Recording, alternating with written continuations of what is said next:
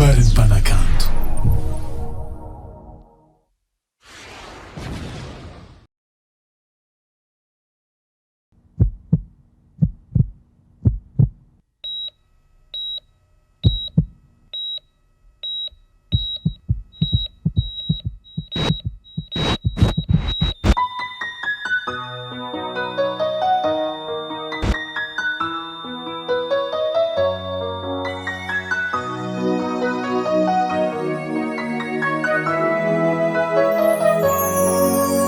Akonjanahary olombelogno ambony tany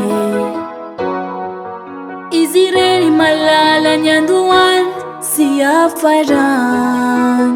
Hey, ekeko fa mafy taminao nandehanako tamiko ka tsisy rasadia. Fataona mo zay no lahatra andro ivelomako efa tapitra.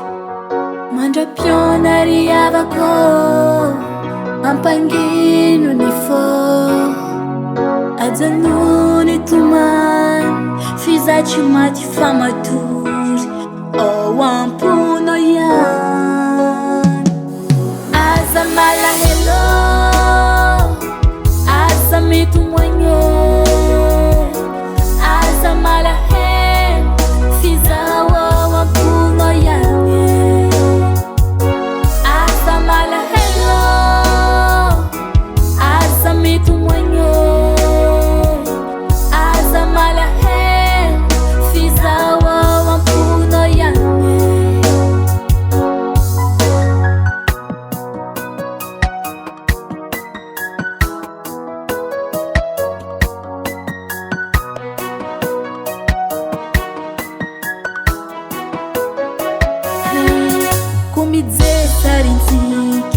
Aza siagna rano maso fono kumarary apizony maso fa hitanao le fitsikiko ho tsaronao le teny mamiko tiako ianao tsy foky ianao. Ekeko fa mafy taminao nandehanako tamiko ka tsisy rasadia. Fataona mo zay no lahatra andro ivelomako efa tapitra.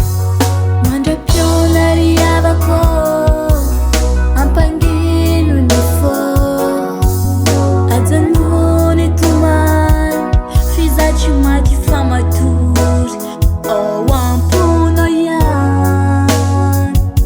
Aza malahelo aza mitomoigné aza malahelo fizao ao ampono ihany. Aza malahelo aza mitomoigné aza malahelo fizao ao ampono ihany. Aza malahelo aza mitomoigné aza malahelo fizao ao ampono ihany. Aza malahelo aza mitomoigné